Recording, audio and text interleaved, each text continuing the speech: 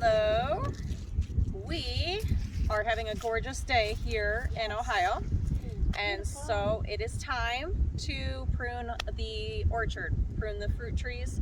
We're going to be pruning these apple trees. We have apple trees here, there's a pear tree over there, and then we have grapevines. And between today and tomorrow, I'm hoping to get all of them done. Nataya's going to be helping me today.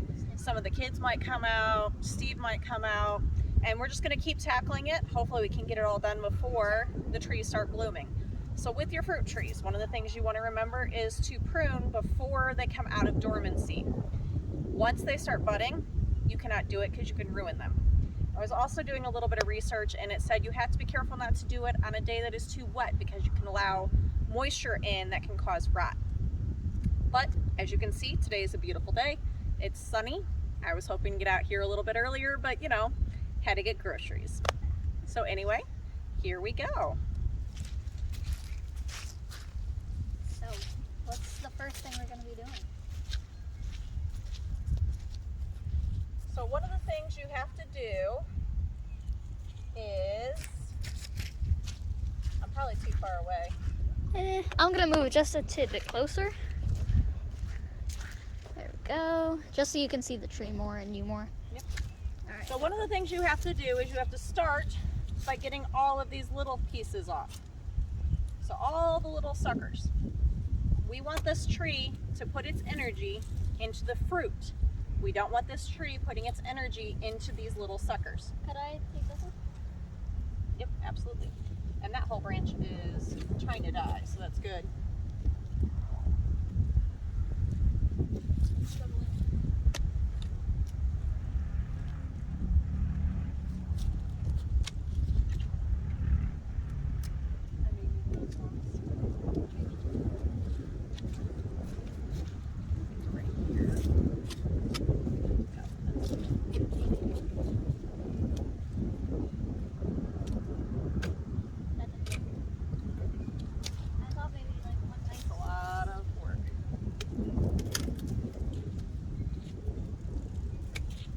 Now this particular tree is one that I've been trying to save. You can see this half is pretty much dead. But this half last year we got a couple of fruits off of. I'm hoping that maybe if I baby it for a couple of years, maybe it'll come back. I'm not sure. So we've lived on this property for 3 years now. In May. And in May, yes, 3 years. And the first year we didn't do a whole lot with the apple trees. We were, you know, when we first moved in, it was very, very wet. We didn't know how to care for them. I had to do a lot of research. So it wasn't until the second year that we moved in that I learned how to do the pruning and things like that. And then this last year, because we worked so hard, last fall, we had an amazing harvest. Oh yeah, we got So I'm hoping that this year, as we keep working on them and trying to bring them back to life, that maybe this one, you know, this part of it can come back to life. So Anything that's little here, you want to make sure it's not putting, because we want it to put its energy into like this one, and then we want a couple. We don't want all of these. like, should I take the branch off then? No, that's a good branch, Okay. but you only want maybe, so here, Okay. on this one, look at, this is good, and this is good. Everything else, trim. So like, trim these. This is hard to do with the big ones. Those are some trees. Look at the other ones.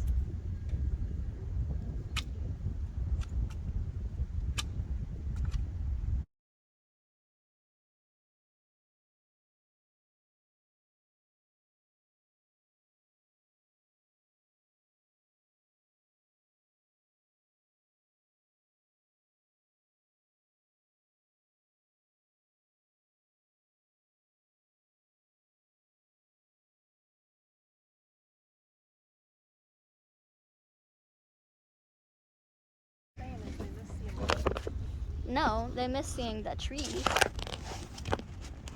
So pretty. That's the apple So yeah, tree. you're gonna climb up in there and get the tops of that. Yep. I've got a lot from underneath. I'm gonna go do the pear tree now while you do the center of this, and just Okay. get as much as you can. Do you want to film this tree or do you want to film the pear tree? Go ahead for yours. Okay. And then look at a lot of these. Just like being hard enough. Yeah, all these, see the little suckers in here? Yeah. Get all of those. I like these because it's good for like the small branches up there. Yep. And this is good for height, so. What I've been doing recently is just climbing the tree to get the branches more up top. So that's what I will be doing for probably the next 45 minutes. Maybe half an hour if I'm lucky. You have to be very careful. Some of the branches are dead. If I don't climb one of my branches, then, you know, it might fall, and that won't be fun. Thankfully, our apple trees are pretty short, so definitely wouldn't be too bad. Just a little bit.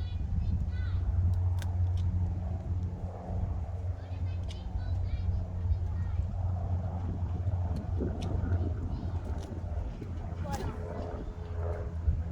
one thing is that I am not an expert on pruning. I think that's pretty much all I can get. Because the other branches, although healthy, are thin, and I don't want to break them and make the tree less healthy than it already is. So the whole point is to make the trees more healthy. That was faster than I expected. What tree do you want me to move to next, Mom? Want to do the center of this one? Sure. I'm bringing the camera over.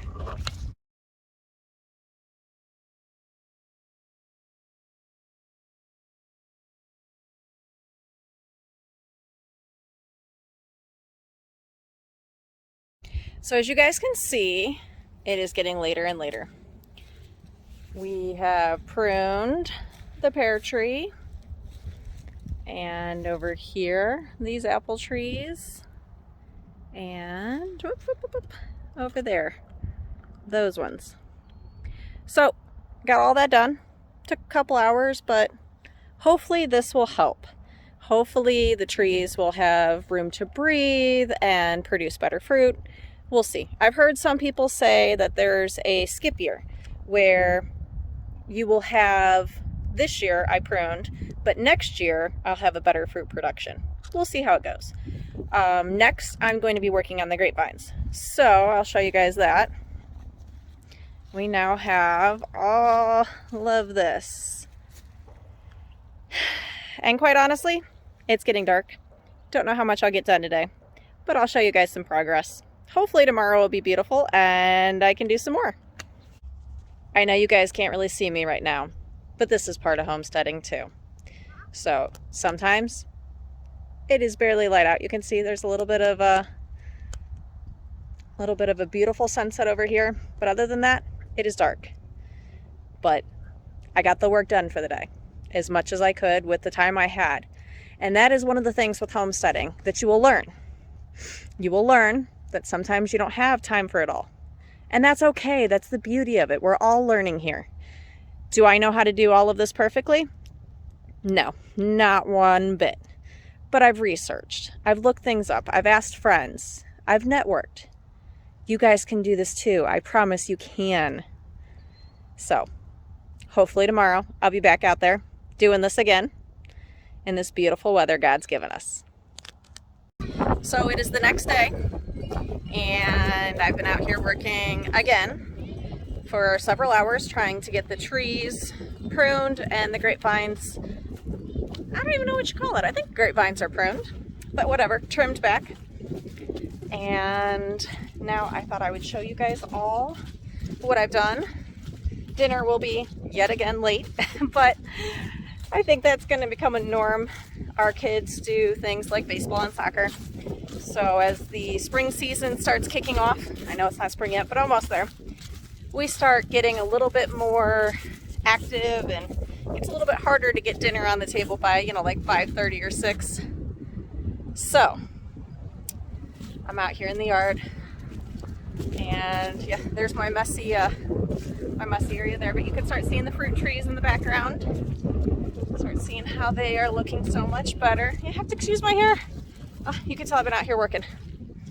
So these grapevines are looking much much cleaner. You can see how there is air. So like, you know, down here, there's air for flow. And how did I learn how to do that? The grapevines. My dad went to a vineyard and asked, how do you keep your grapevines looking so great? And the guy was so patient, and he sat there and he taught my dad what to look for. So that my dad, who is great for our homestead, he's always coming and helping us with different tasks and stuff. He came and he spent a day over here helping me and teaching me how to do it. So again, you can see all the mess back there behind me. I have quite a mess to pick up, but that's okay. It's a good thing. So, what else should I show you here? Okay, so this is the pear tree. Got that all cleaned up. Again, you can see there's going to be a lot of airflow. And then if I turn this way, you can see the field beehive. We might be relocating that to over by this tree right here behind me. Somewhere in there. We're not sure exactly where we're going to relocate it, and then we're hoping to add 3 more hives. Stay tuned for that. We should be doing that pretty soon. And then you can see we've got a lot of pickup work to do. Oh, I gotta pick up the ladder. Ha! There's another beehive, and just a lot of work to do out here as we clean up the yard going into spring. But this is the exciting season. This is a season where, you know, you start having those days every now and then where it's warmer and you can get out in the yard, get the vitamin D that you need, the kids can play and get dirty and just be kids. And it's exciting. We start planning, we start getting just so excited about everything we can do. So, I wanted to tell you guys one more thing. I wanted to say that it's okay if you don't know it all. We didn't know it all. We've only lived on this property for not quite 3 years. It'll be 3 years in May. And when we first got here, I had failed at gardening several times over and over and over again. I had never held or had a chicken. I had never raised a chicken. The only animal we had at that time were rabbits. But I taught myself. We actually, you know, little story time. When we got into chickens, we got the chickens as COVID was just starting to hit. I had already planned to get chickens, and I moved up the date a little bit. I think I moved it up by like 2 weeks, because if we were going to stay home, we might as well get our chickens and be bored and play with chickens. So we got our chickens, and the plan was to build a beautiful coop, and it should be done perfectly timed for the chickens to move outside. It'll be fine. Well, sometimes the best laid plans don't always work out as you think. And we actually had a tornado hit our house. It took off a lot of shingles. We lost a lot of trees. We used to have 2 beautiful pine trees by the house. They actually fell, and one of them hit the house and broke several windows. And we had a lot of cleanup to do.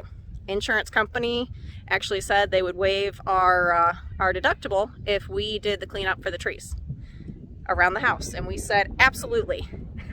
And so a lot of work to do, and we actually had chickens living in our basement because that's where I was brooding them for like 6 weeks. And for those of you that have had chickens, you're now laughing at me going, oh my goodness, that's awful. But it was okay. God was with us. It actually turned out to be a blessing.